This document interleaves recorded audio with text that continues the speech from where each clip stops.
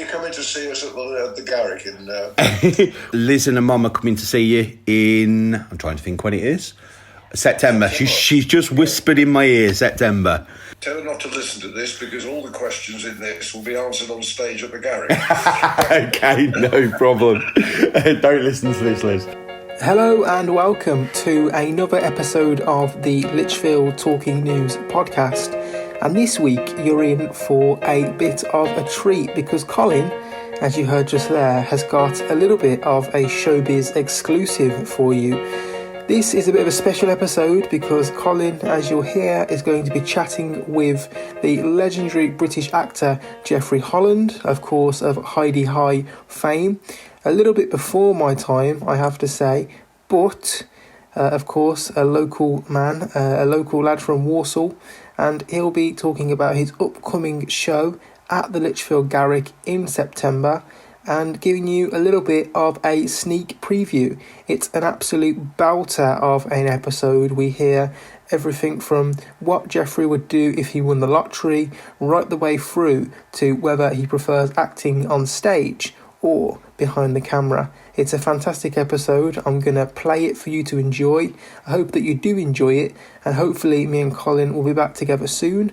Let us know what you think of this episode by sending us a note when you return your stick or leaving a comment, and I look forward to speaking to you all again soon.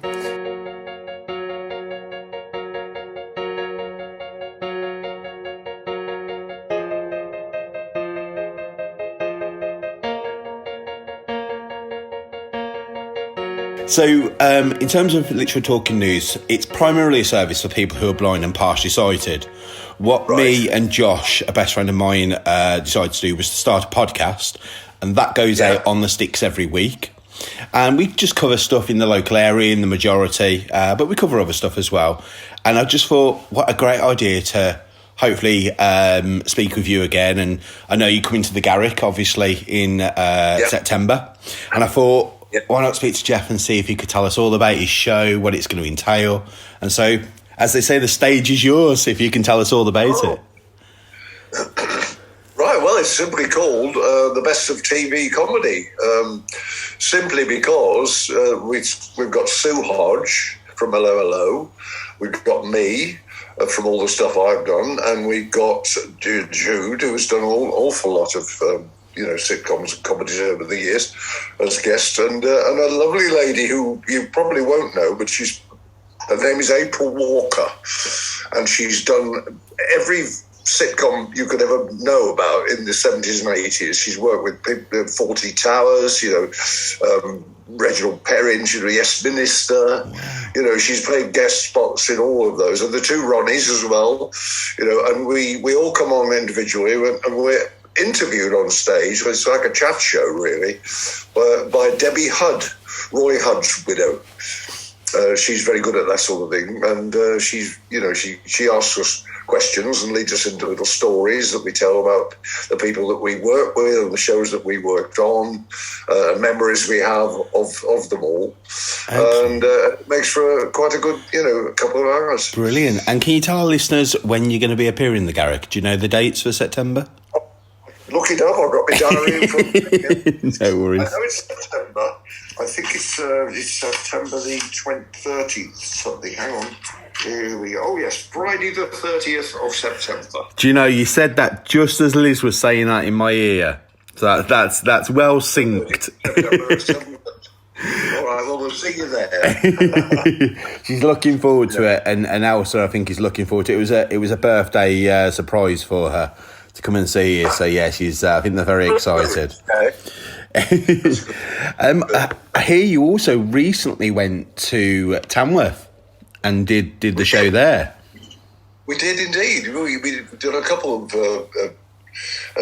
performances already, but we couldn't get any through the summer months. But we pick it up in September. We got, and Lichfield is the last one in September, and we got half a dozen more to come up. But, so we know our way through the show now, so we know the format. Brilliant. Sue Hodge starts the show off with a couple of songs that she does, because she's totally fearless and she's brilliant, and she does what she calls the hello hello can.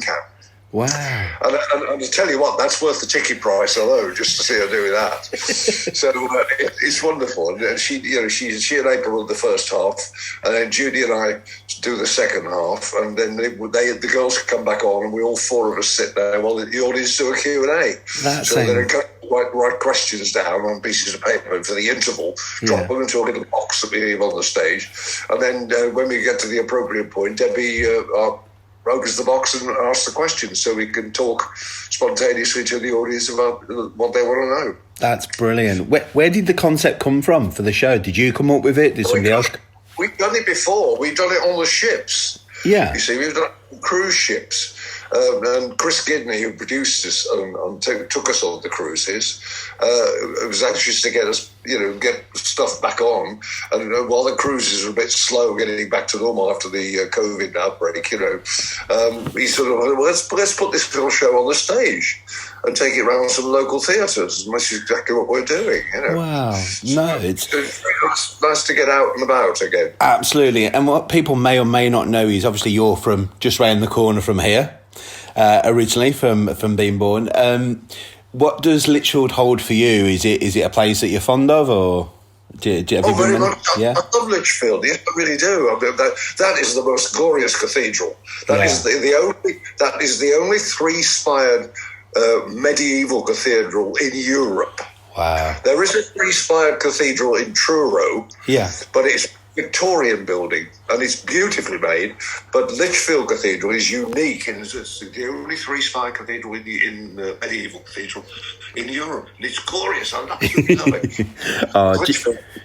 Growing up in Walsall, which I did, Lichfield is sort of just down the road. Brilliant. Do you get to get back to Lichfield much, other than when you're touring or what have you? Or? Only when I'm working. Only when I'm working. Yeah. I've got mates in Walsall who are coming over to support me and come and see the show there. Yeah. So, no, that's... They didn't bother with Tamworth. They can't come to Lichfield. Now, you said you work, obviously, or you're going to be doing the show with Judy, your wife. As actors, do you ever have artistic differences? No. Actually, that's what we don't have.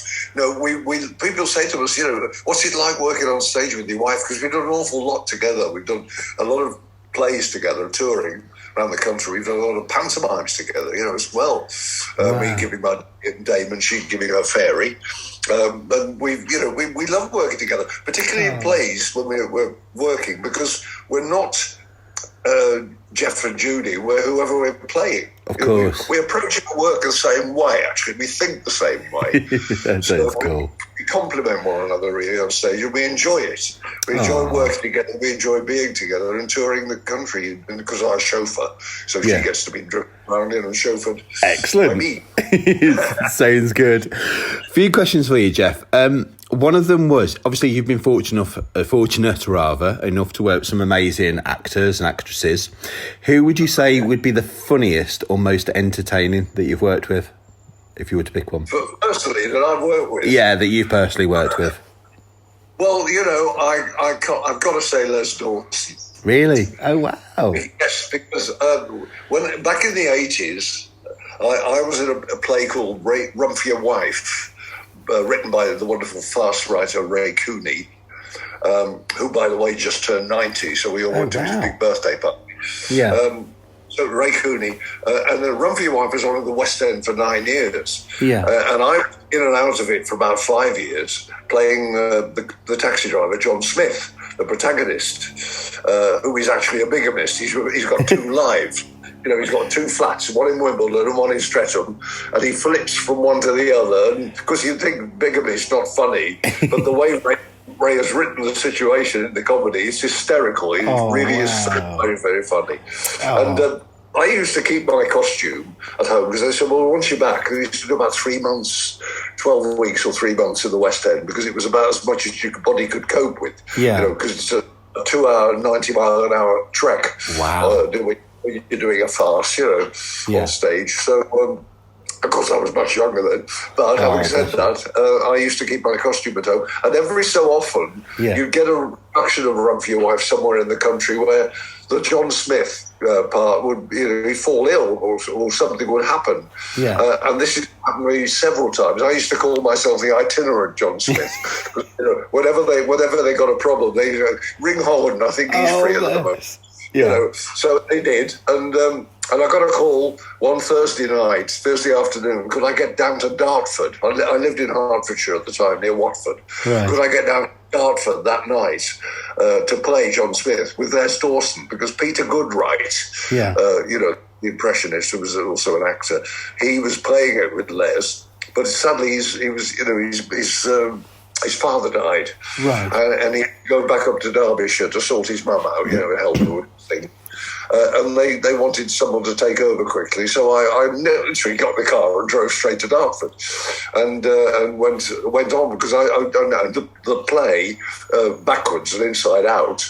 The lines are in order. The play is the play is the play. You can't mess about with it. Yeah. Little did I know, however, that there were some Dawsonisms that went into it. When we got to a particular point in the first scene where John has to suddenly try to explain to his friend Stanley, who was being played by Les Dawson, I got to a point where, he said, well, what's the matter? Why? I said, well, Barbara mustn't. He said, who's Barbara? And of course, I'm telling you now that she's another. And I said, oh, well, she's a lady. And he said, a lady? And I said, yes. And then he pulled that face, that Cosmo Small Piece face, and he puckers his lips right up. And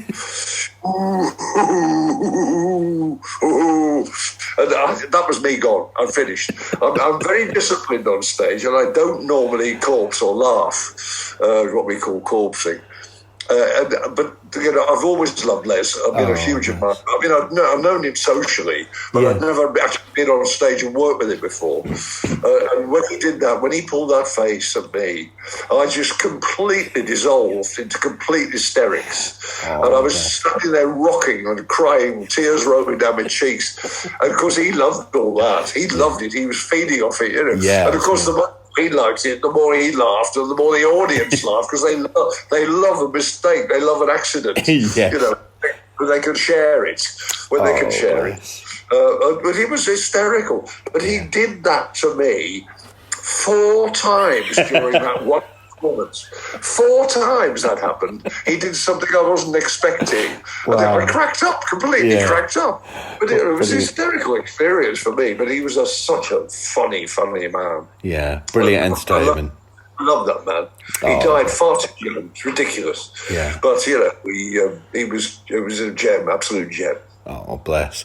And you, in terms of performing, obviously you've done TV, you've done theatre. Do you have a preference? Well, I think every actor will tell you that they prefer the live theatre. Yeah. Because it's in our blood. It's what we start out training for. Yeah. TV is wonderful because if you go wrong, you can do it again. Yeah. Everything's recorded and filmed. So if you make a mistake, you can reshoot it. And on stage, you get a different buzz from it completely. It's just you and the audience, and you get out there and just do it. Yeah. And if mistakes happen, you have to wriggle your way out of them. Unfortunately, it don't happen very much. You roll with it, I suppose, don't you? You kind of take it as you go. But no, I must admit, I've done a little bit of theatre a long time ago, and I suppose it's that excitement of live entertainment, and like you say, I suppose it can go wrong, but that's part of the adrenaline, isn't it, I suppose? Exactly it, yeah. That's absolutely. Right. Another quick question for you. If you were to win the lottery, what would you do? Win the lottery? Completely out there in terms of questions. But if you were to play and you were to win, what would you do with it? As in big sum. It would depend how much I won on the lottery. Let's say it's a few million. Would be that. I would love to buy Judy and I a nice house in the country somewhere. Lovely. Because we live in a flat in West London. Oh, do you? Wow. Yeah. It's very overpopulated here, and it's nice to get some fresh air. Absolutely. We don't have fresh air in London. It's black. Oh, bless you. We do have do our best. But it would be nice to buy a house in the country. That's my first move. Maybe it depends how much I did win.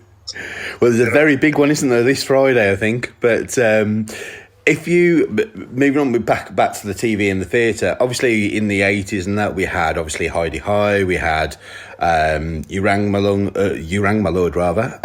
We had Are You Being Served, etc.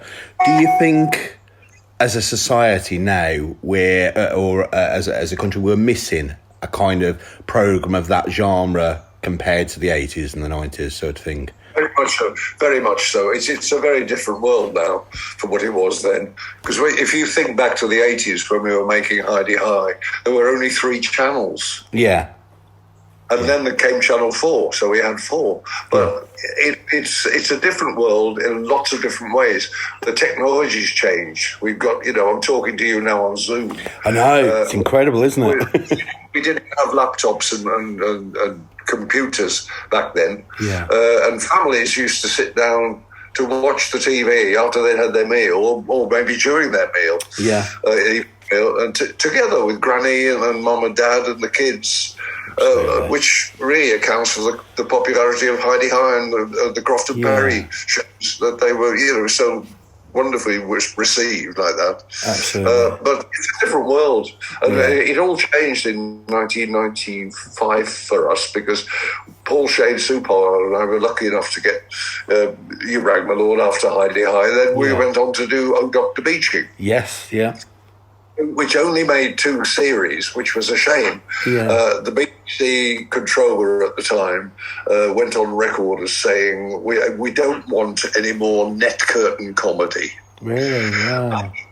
That was the phrase that was quoted, net curtain comedy. And I think by that he meant good, clean family fun. Right. Because TV, let's look at the mid-90s, the world was changing, the BBC was changing, entertainment was changing, and the comedy world was going down the road of shows like Men Behaving Badly, which, don't get me wrong, I think is wonderful and it's brilliantly written and well done by everyone in it, so I love watching it myself. But they were giving the elbow to all the types of shows that we did. There was a new genre coming in, and it was much more adult, if I can put that politely. But it's just goes to show, though, that our stuff is still being watched. Yeah, absolutely. On DVD, I'm putting it out on Gold occasionally, on Drama Channel, so it's still being watched, and the DVDs are selling well. Yeah. So it's all out there. Do you know what? I'll tell you, we did a Heidi High event about a month or 2 ago. Yes. In Harwich. That was on YouTube, wasn't it? Wasn't it on YouTube? I think it might have gone on YouTube. Yeah, I think it went on YouTube. But no. That was I don't know. It may have been filmed. I don't know about YouTube. But David Webb of the Webb Twins and I attended this, and people came from miles around, bought tickets to sit and talk about the shows and watch some clips, and we told stories about it. And there was a little girl there called Tia. Yeah. I'll never forget her. She was about 6 or 7 years old. And, she knew every word of every script of Heidi High. Absolutely. Oh, my word. And her favourite character was Spike. And she come along to meet me. Now, I was just sad for her that, she was disappointed at this strange old man looking at her, instead of that dark brown-haired boy that I used to be. But, she was great fun, and she loved her. I talked to her all day, and it was lovely. But, the funny thing is, a little girl like that still loves that show. And the mother wasn't even born when we were making it. That's the reach that these programmes have. Across the generation. 42 years later, we're still talking about it. Do you ever watch the reruns? Sorry. Do you ever, we love to watch them. I must admit, we've got Heidi High and all the various others. But it's so, I don't know if nostalgic is the right word, but it's so lovely to look back. Fools and Horses, all those brilliant classic family comedies that were around in the 80s, and it's so lovely just to have that throwback. That's right, and we had a studio audience in front of us. laughing at all the funnies. Yeah. Which comedies don't have these days. They don't do them with studio audiences anymore, which I think is a shame. Wow. Because the studio audience, instructs the people watching at home when to laugh. Yeah. What's funny? This is funny. We're laughing. You laugh, and they do. You laugh at home. You laugh at home. But some of the comedies they're making now, they don't have a studio audience. They just make it and just leave it up to you at home to whether you laugh or not. Do you have a favourite? Oh, go on, sorry. Sorry, carry on. Do you have a favourite programme that you watch at the moment? Is there any particular programme that you love at the moment to watch? Well, I'll tell you what I've just been watching, because a friend of mine sent me some copies of it from Apple Plus TV, and it's a series called Ted Lasso. Okay. Do you know of it? I think I've heard of it. Yeah, I think I've heard of it. I've not watched it. It's a football club, a fictitious football club. It's AFC Richmond, which doesn't exist, but it's in the programme it does. And they recruit this American football coach to bring him over. And they think he's going to destroy the club because it's a bitter divorce problem for the woman who's been left the club by her ex-husband. Yeah. So she wants to destroy the club to get back at him. But because he turns out quite different to how she expects. And I've just watched the second series of it, and it's absolutely wonderful. Oh, Ted Lasso. brilliant. Absolutely fantastic. Great fun. And you don't have to be a fan of football to love it. But I'm not a football. I don't like football at all. But you watch some football. It's about the people. Yeah. It's about the characters in the show and their reactions with each other. That's where the fun is. It's absolutely brilliant. I love it. I'll have to look that one up. Ted Lasso. It's not Lasso. Okay. No, Ted definitely. My penultimate question is: if you could act with any actor, past, present, who would it be?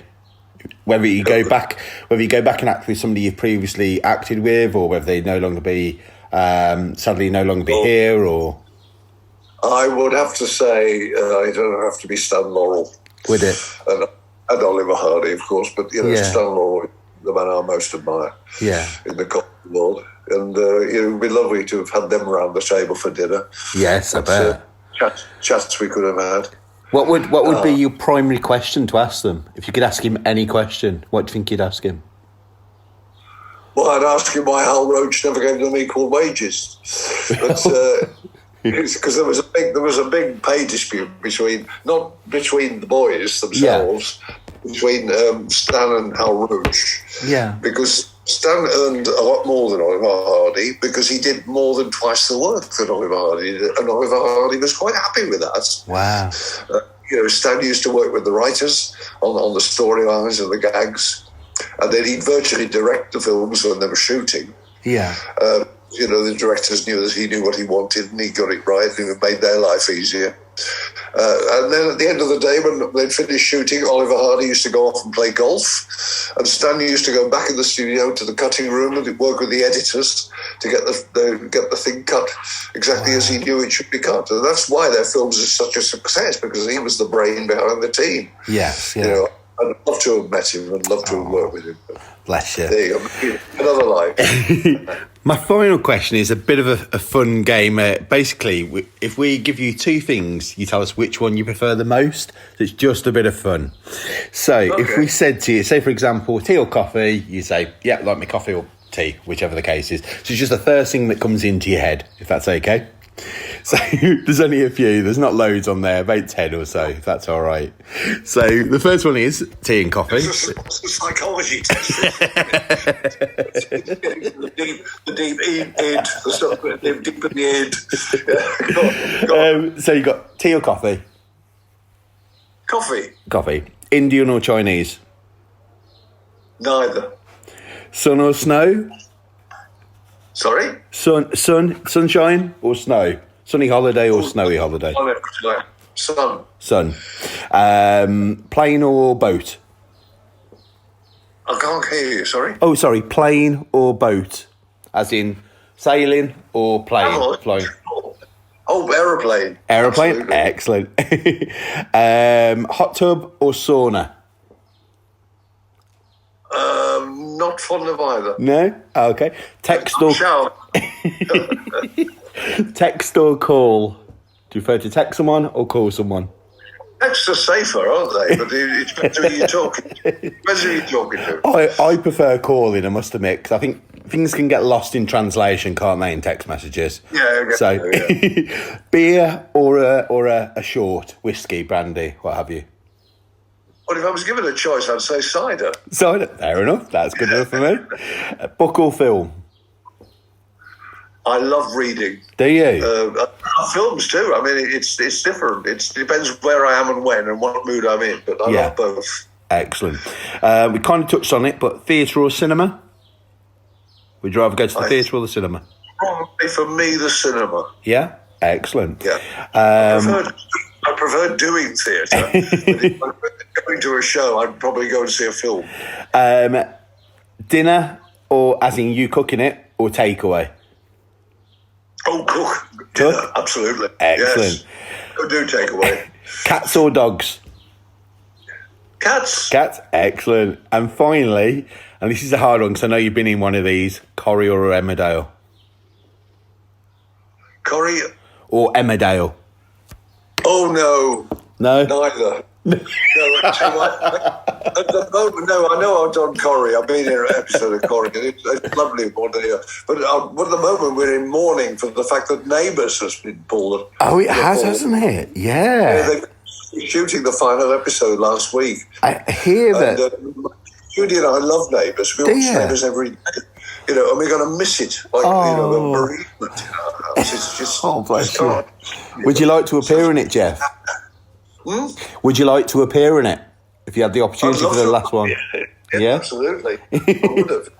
One last thing, and I forgot to ask you this, so if I can ask you, what was the last thing that you Googled? That was one question I forgot to ask you. What was the last one? Last thing you Googled, searched, internet. So what was the last thing, most interesting? It was a crossword clue I couldn't work out, so I Googled all the colleges at Cambridge University because it was an anagram. Yeah, I couldn't work it out, and it turned out to be Emmanuel College. Wow! Oh, that's brilliant. Very much.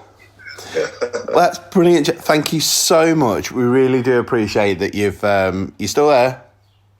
Yeah. So we appreciate you doing the podcast so much, and hopefully our listeners will listen, and it's going to hopefully go out on YouTube shortly. We're about to launch our YouTube channel. All right. And hopefully that will get you some ticket bookings for when you come to see us in September in Lichfield. So that'll be great. But Look forward to it. Oh, thank you. Well, thank you both to you and to Judy, and I hope you have a lovely evening there, Jeff. But really appreciate it once again, and I'll speak to you soon. Thank you very much. Take care of yourself. Thank you. Bye-bye.